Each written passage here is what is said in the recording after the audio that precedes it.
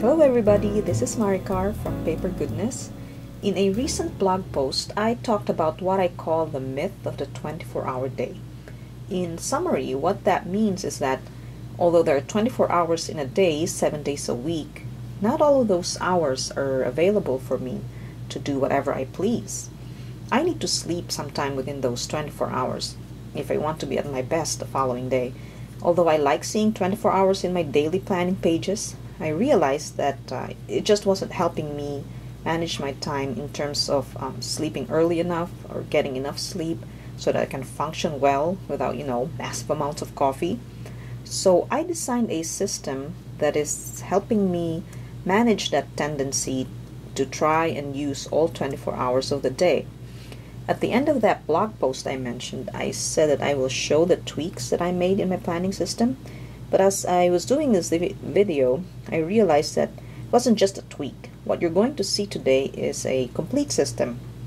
It has monthly, weekly, and daily components to it.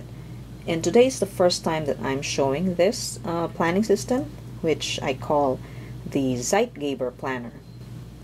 The Zeitgeber system combines two approaches: project-based planning, which I've already talked about a little bit, and a visual daily planning tool. So let's just dive into it.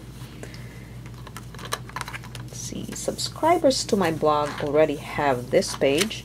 This is the Project Master Plan, and it's a free download for blog subscribers.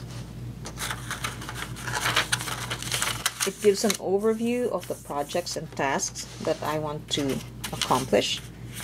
And this section here are allotted time or hours for each task. Now the monthly pages start with an index page followed by a 2-month or a 2-page monthly spread. It has a Monday start and some space for notes. Let's just zoom that in a little bit. You can see better. There.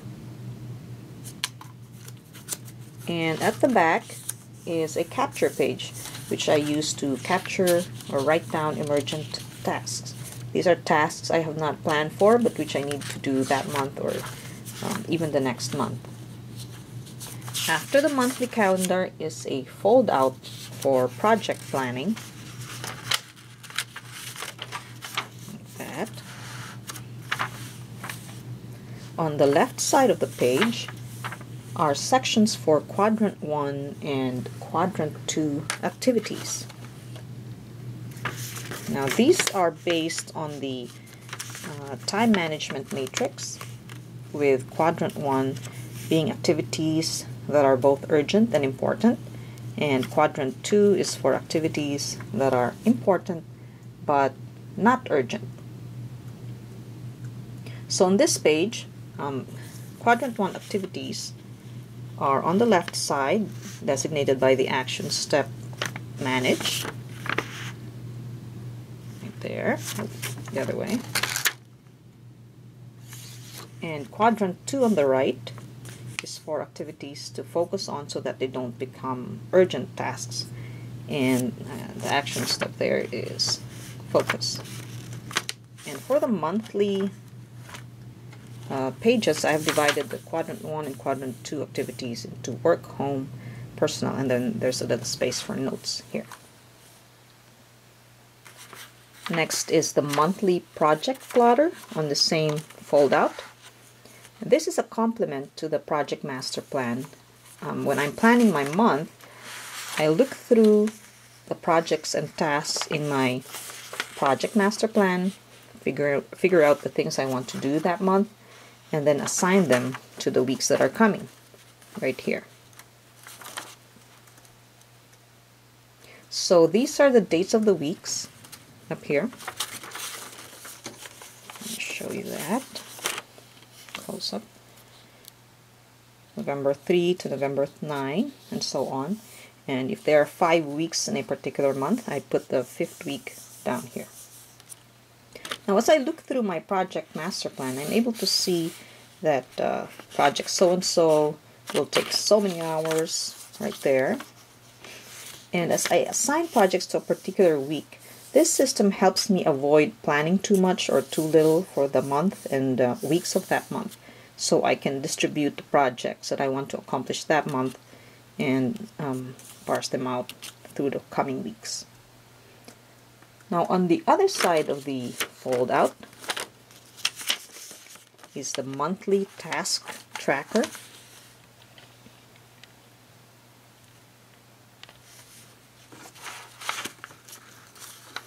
I use this for recurring tasks that I do over the month, and these are the days of the month up here. I can just check or color in the task once it's completed. Next are the weekly pages, which are also fold-out pages.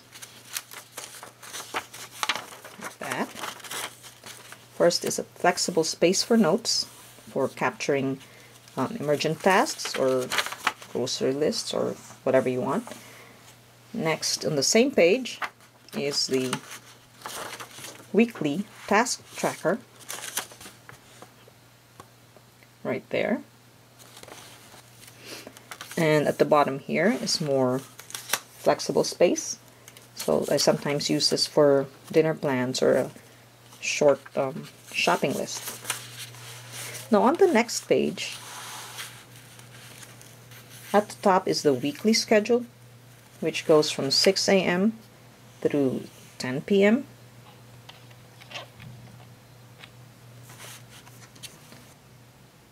I write appointments here, and this helps me see how much time is available for the projects that are here at the bottom for the project plotter.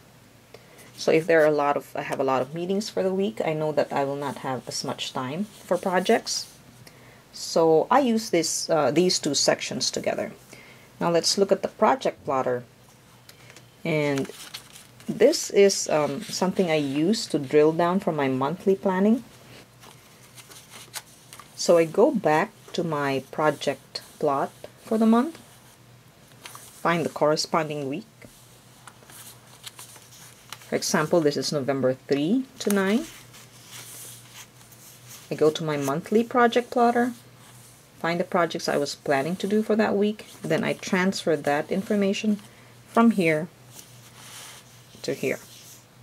And there are 40 spaces here, so it works for a full-time 40-hour week. It also works for part-time 20 hours, or however you want to structure your week. Now the last page of the weekly printable is for quadrant 1 and quadrant 2 activities. Left for quadrant 1, as for the monthly pages, and right for quadrant 2. Again, there's a reminder of the action steps, manage, and focus.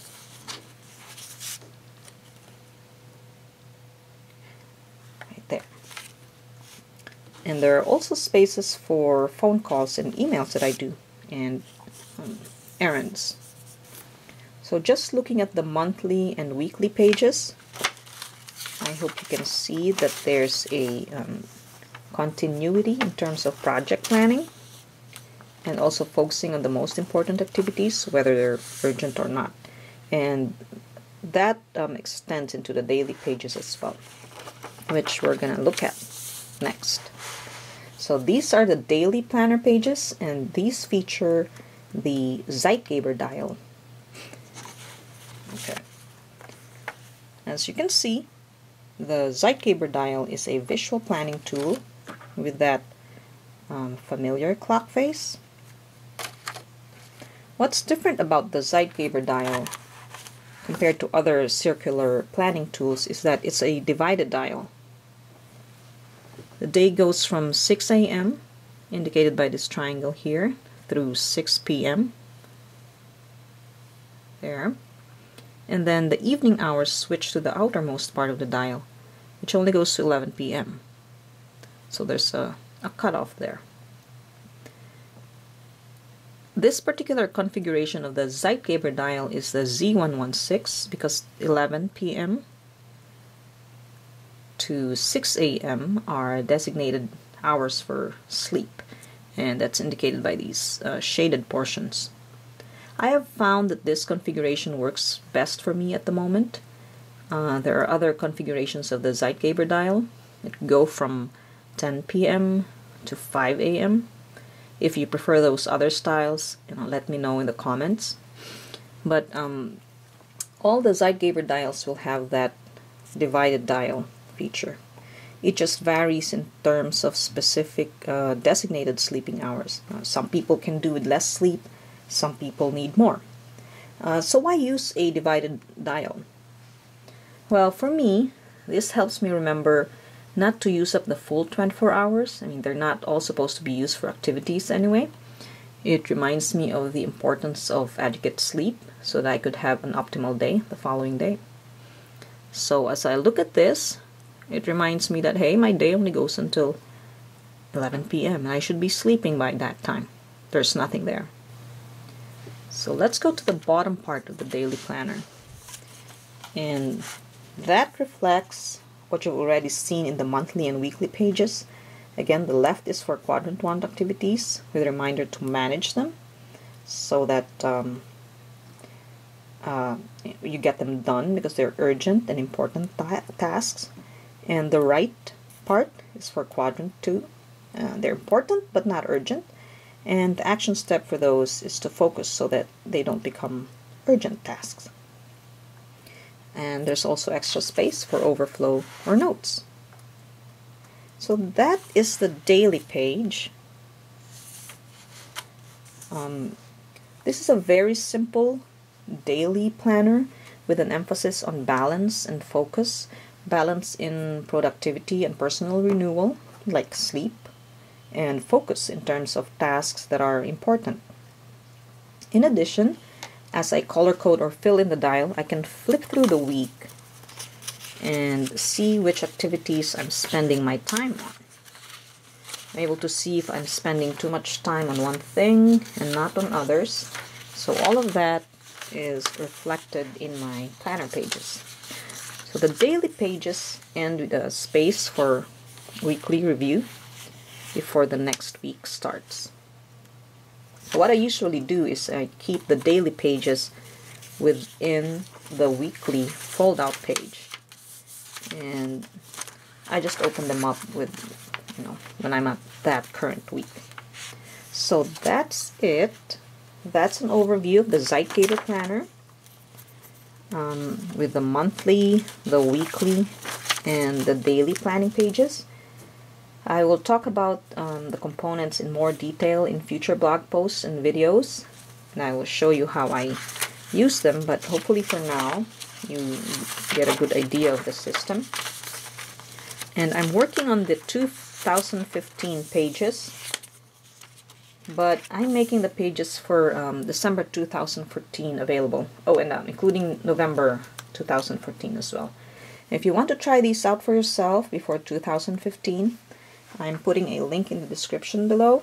Please let me know what you think, whether this might help you manage your time with an eye on balancing your productivity and personal renewal, and also whether it might help you focus on the activities that are most important to you. That's it. Thank you very much for watching, and I look forward to hearing from you.